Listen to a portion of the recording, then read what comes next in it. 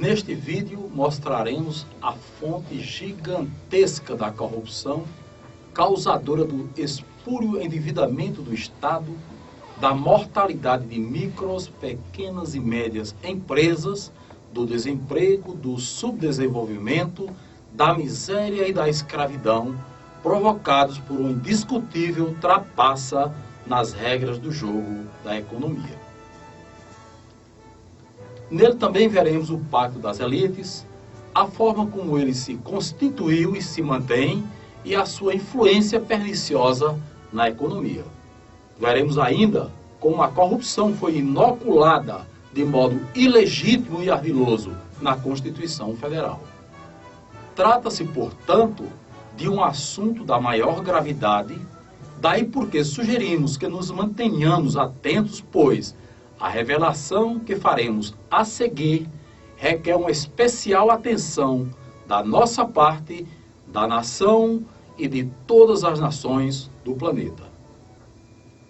Antes de entrarmos no tema, lembremos as teorias econômicas defendidas, respectivamente, pelos sistemas do mérito e Sokoka.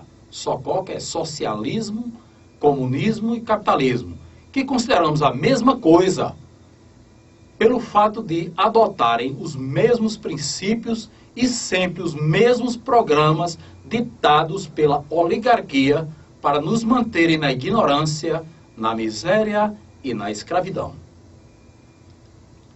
Como já vimos no âmbito da economia, existem duas teorias econômicas a respeito da existência dos recursos.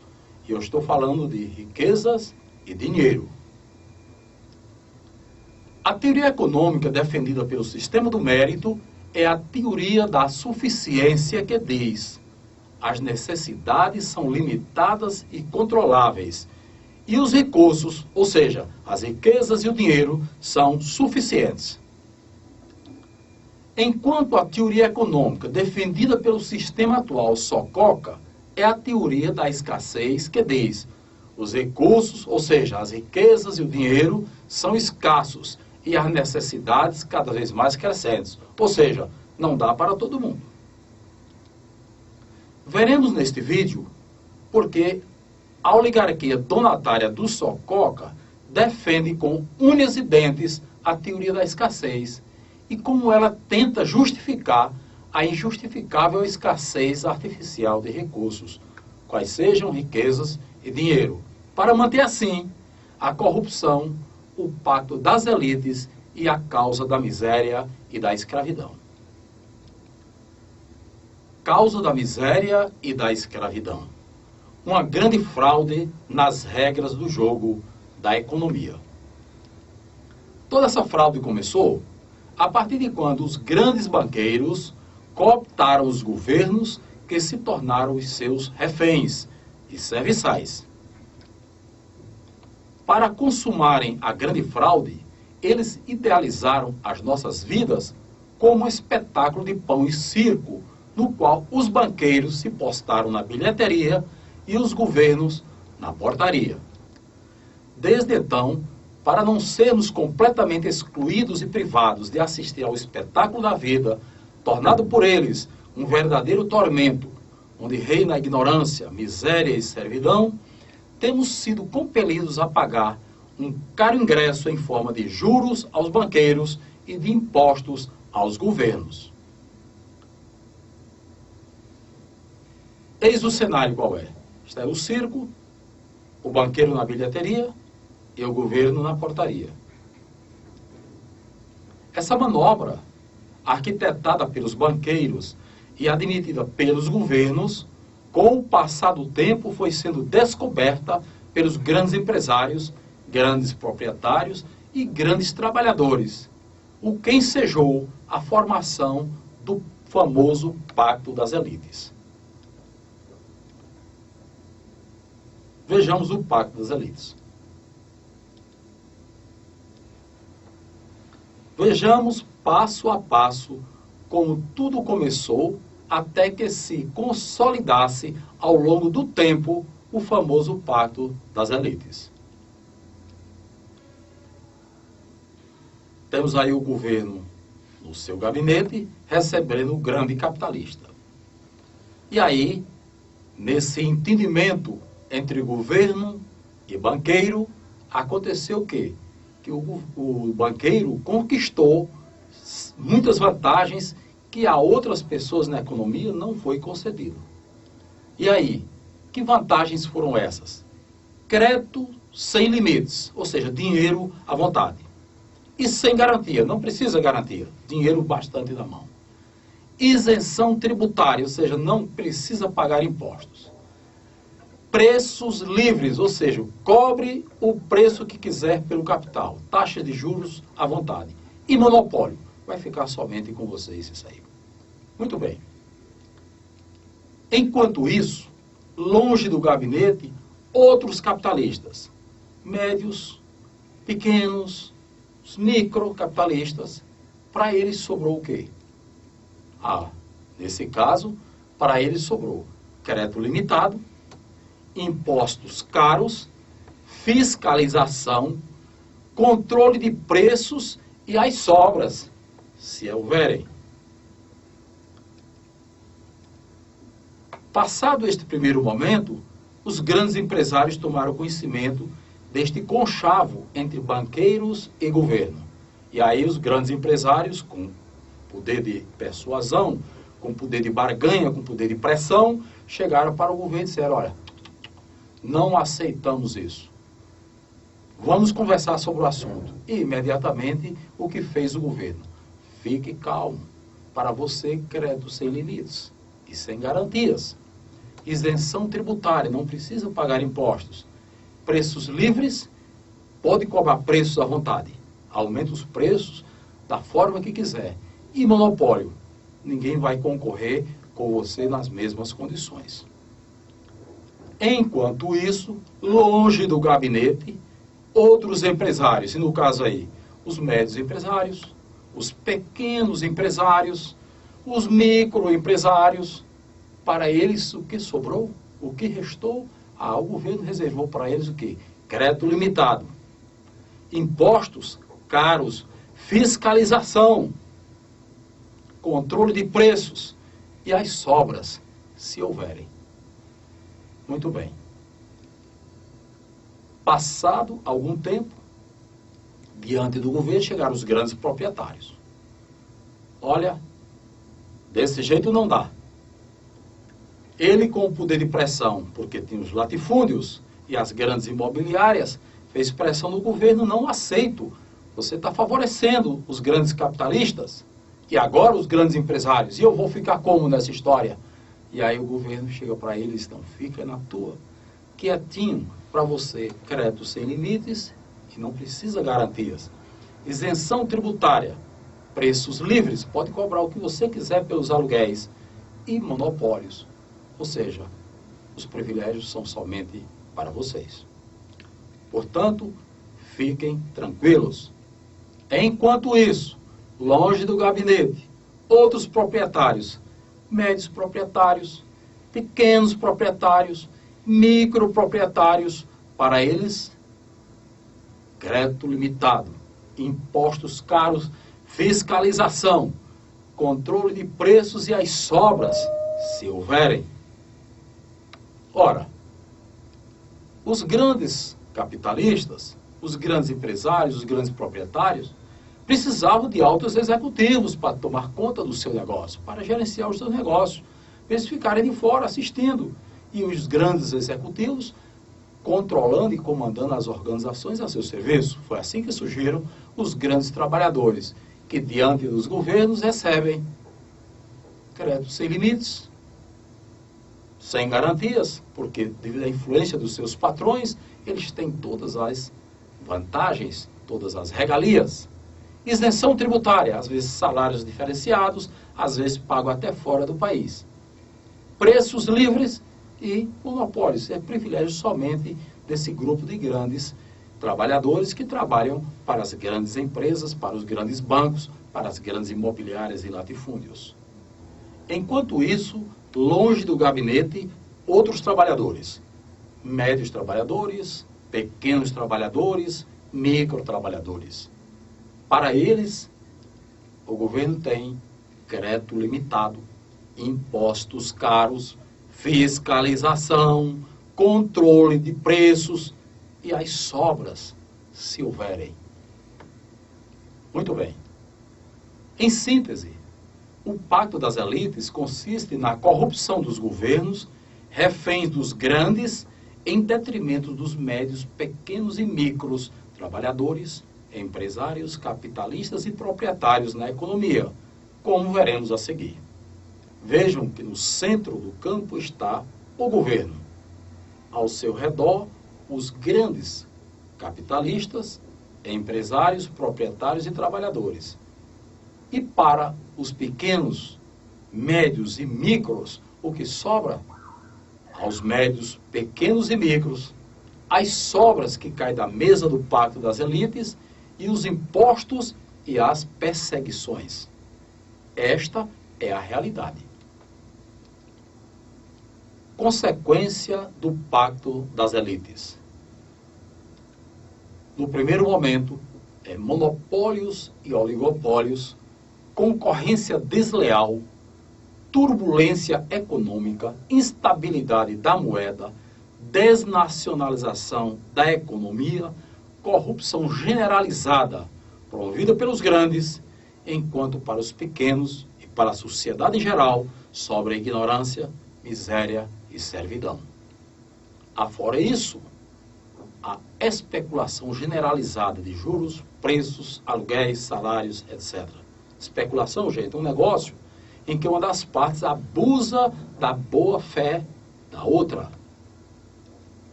Em verdade, a sobrevivência do pacto das elites depende da manutenção da grande fonte de corrupção que produz aquela espécie que denominamos de corrupção no atacado. Conheçamos como é essa trama. A grande fonte da corrupção no atacado. Presta atenção. No vídeo Eco 02, mostramos o dinheirômetro A, no qual vimos a forma ética como os governos devem proceder para manterem equilibrada a balança da oferta e da procura de capital e promoverem assim a justiça econômica e social. Apenas para lembrar, revejamos primeiro o dinheirômetro A, para logo em seguida vermos o dinheirômetro B. Aqui na parte de baixo nós temos o sistema econômico. Aqui agora nós temos o sistema financeiro, já é nosso conhecido. Muito bem. Para dar início às atividades na economia, o governo, através do Banco Central, abre a torneira da Casa da Moeda para fornecer capital, ou seja, dinheiro, ao sistema econômico. Assim, você está vendo ali a torneira sendo aberta e você vai ver agora o dinheiro entrando na economia. E aí vai atendendo todos os setores básicos da economia e vai se completando com o sistema completo. O excedente começa a ser captado pela poupança interna. E uma vez completa a poupança interna, veja lá, o Banco Central fecha a torneira da Casa da Moeda. E com o sistema econômico plenamente atendido, e somente quando isso acontecer, o Banco Central fecha a torneira da Casa da Moeda, conforme vimos, e aguarda-se o crescimento econômico. Muito bem, esta é a forma ética correta de gerir o fluxo de capital na economia. Muito bem. Com a balança do capital equilibrada, teremos tendência dos preços do capital, ou seja, juros justos. Ou seja, capital e dinheiro suficiente para atender a toda a economia. Agora vamos mostrar o dinheirômetro B. E nele, a torpeza antiética dos governos, lesando a boa-fé da nação, trapaceando no jogo da economia, violando as suas regras para favorecerem a oligarquia e ao execrável pacto das elites. Temos agora o dinheirômetro B. Veja, nós temos ali o sistema econômico. e logo a seguir o sistema financeiro. Já percebemos uma diferença no dinheirômetro B. É que existem duas torneiras, uma torneira vermelha e uma torneira azul. A torneira vermelha, de número 1, é a torneira normal, natural, que está colocada para controle do Banco Central, que é a torneira da Casa da Moeda. E a torneira azul, que foi enxertada dentro do sistema financeiro para fazer o controle diretamente pelos bancos privados. Então veja que já existe uma anomalia. Pois bem, para dar início às atividades na economia, o governo, através do Banco Central, abre a torneira da Casa da Moeda para fornecer capital ao sistema financeiro, como só ia acontecer também lá no dinheirômetro A. Muito bem.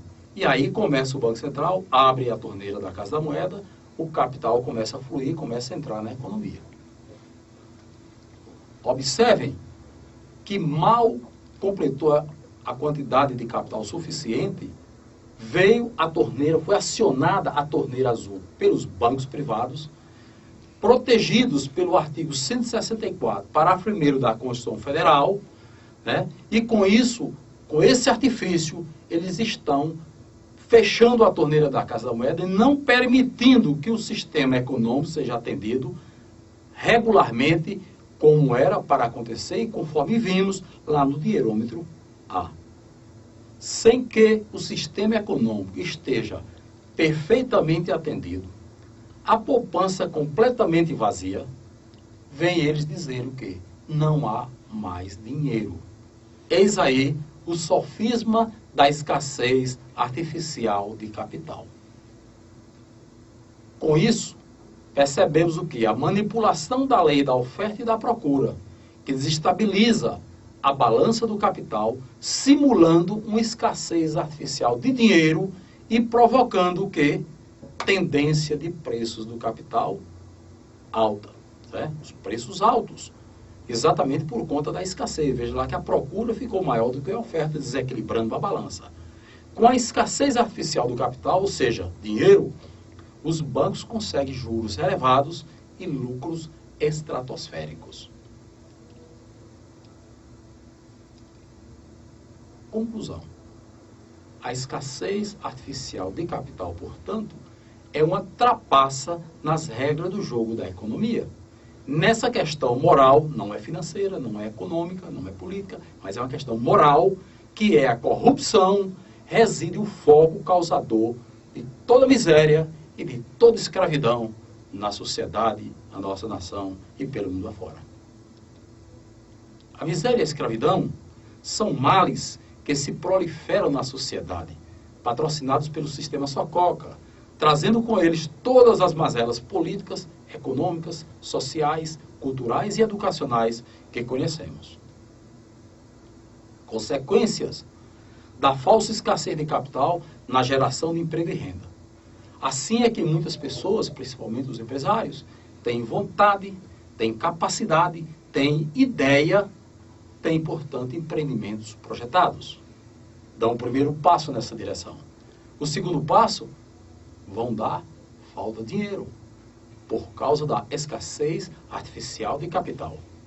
O terceiro passo, inevitável, mortalidade de empresas, desemprego. Consequência final, subdesenvolvimento, miséria, escravidão. Como vimos, o grande problema da economia é a corrupção. E essa corrupção, gente, está acontecendo em todo o planeta, razão pela qual deve ser denunciada a todas as nações.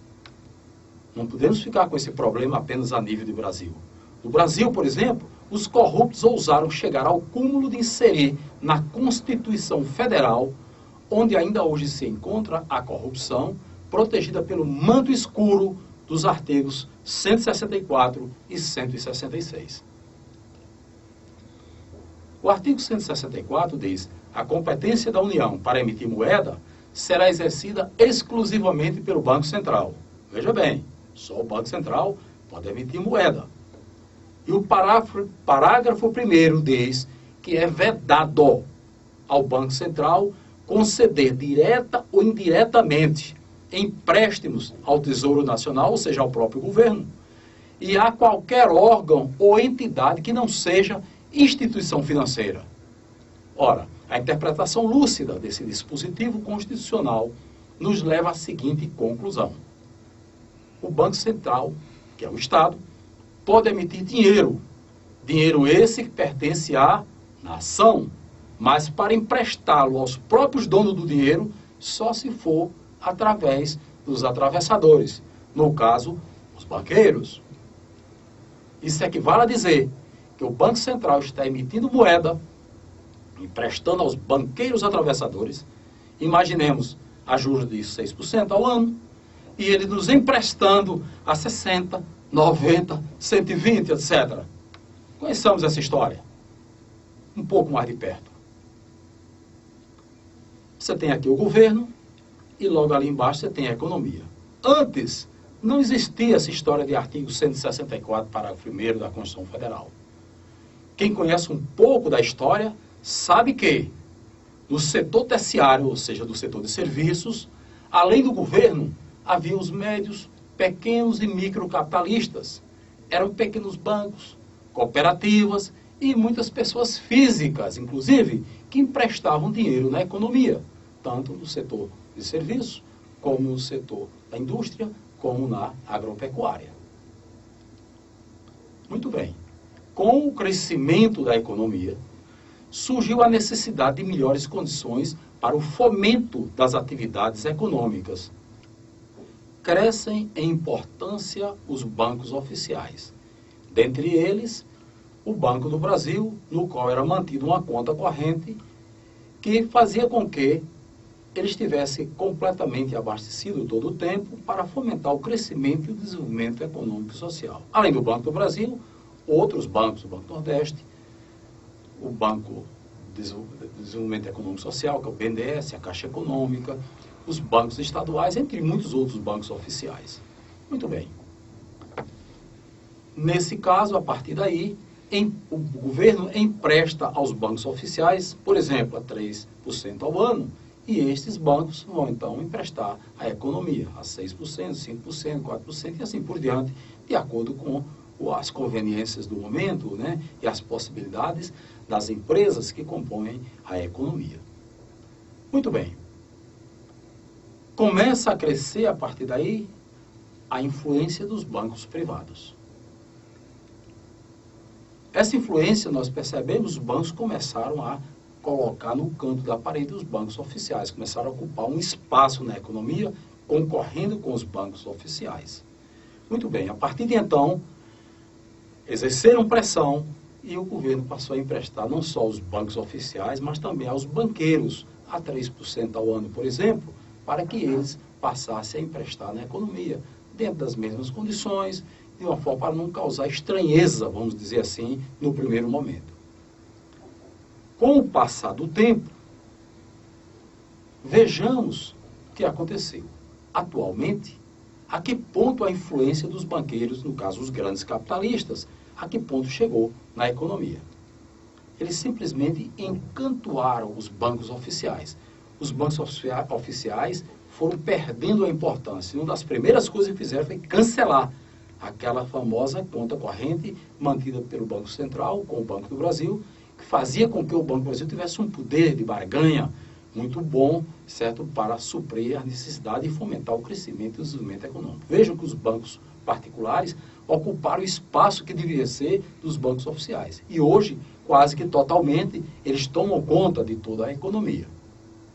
Como consequência disso, veja que o governo empresta aos bancos oficiais e aos banqueiros hoje a 6%, por exemplo, ao ano, para eles emprestarem a economia a 60%, 90%, 120%, etc. Inclusive, estão começando a partir agora para querer emitir moeda também, porque esses cartões de crédito, na prática, é a emissão de moeda que eles estão fazendo. E esses juros extorsivos que estão cobrando é por conta da falta de ação do governo e debilidade dos governos diante dos banqueiros. Muito bem.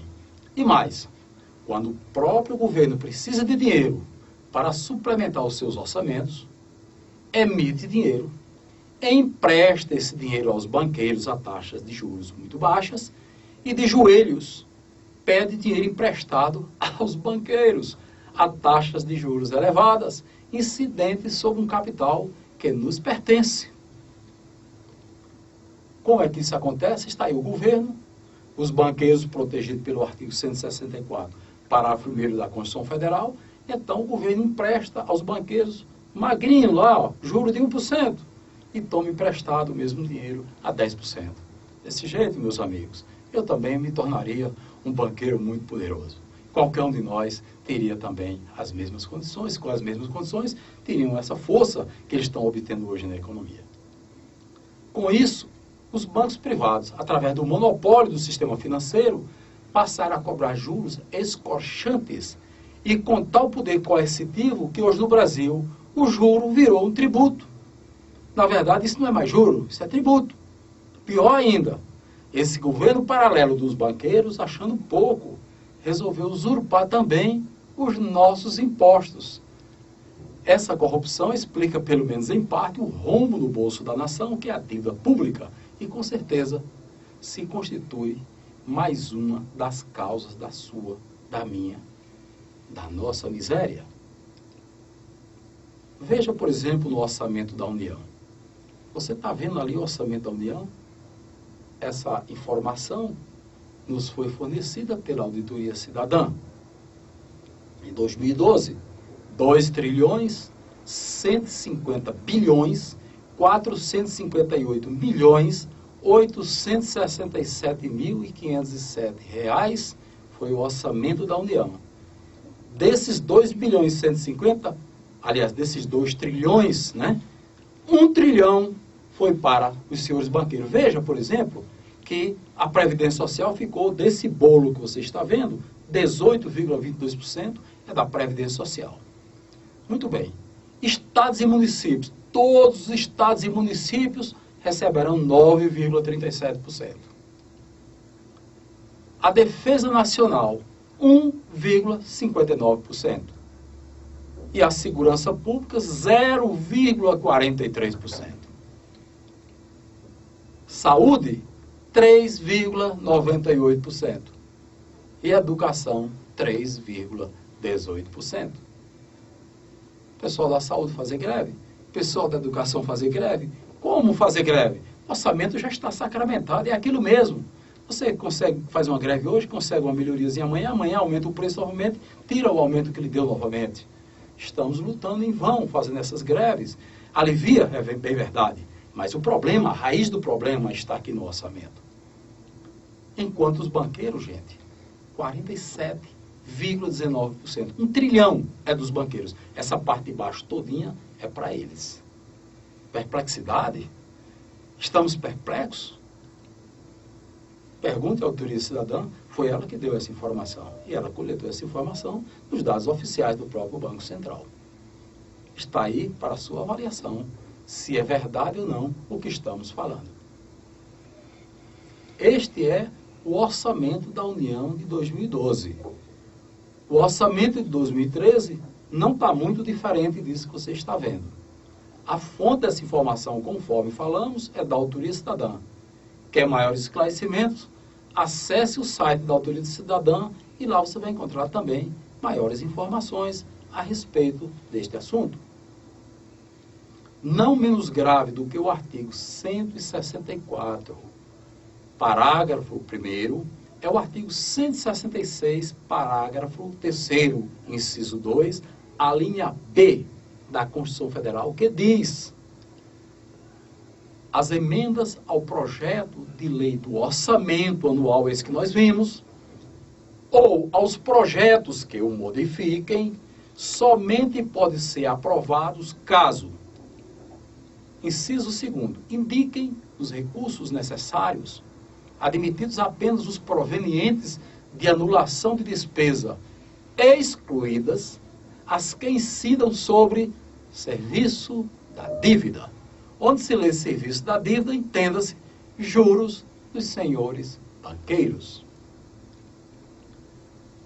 Isso equivale a dizer que o Congresso Nacional, ao votar a lei orçamentária, tem, portanto, poderes para realizar cortes nos recursos do orçamento destinados à saúde, aqueles 3% pode ser cortado. A educação, aqueles 3,18% também pode ser cortado. A previdência, os estados e municípios, a defesa e a segurança nacional, que são as Forças Armadas, a Justiça, mas o Congresso não tem para cortar os juros, aquele trilhão que é destinado e pré-estabelecido no orçamento para os senhores banqueiros. Com o artigo 164, os bancos estão usurpando a soberania do Poder Executivo. E com o artigo 166, além de usurparem a soberania, humilham e desmoralizam o Poder Legislativo. Adquira os vídeos, gente. Faça a coleção completa dos DVDs originais. Cada um deles contém uma temática que corresponde a um livro que fala. Repasse esses conhecimentos, exibindo-os e debatendo-os no trabalho, na comunidade, na escola, com os amigos e principalmente com a família.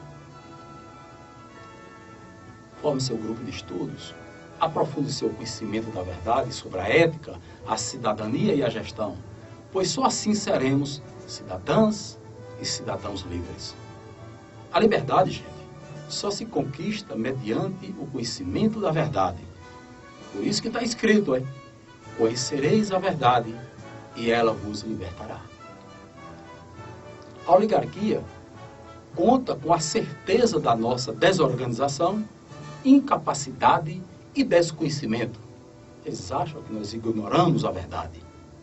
E muita gente, infelizmente, ainda ignora essa verdade. Para sairmos das garras do sistema, comandado por essa oligarquia, precisamos nos conscientizar para nos capacitar e organizar o poder constituinte, que é a soma dos nossos poderes, e assim mantermos sob controle o poder constituído que está aí, totalmente incorrompido. Na sequência, ou seja, no próximo vídeo, trataremos do tema salário de rico e salário de pobre.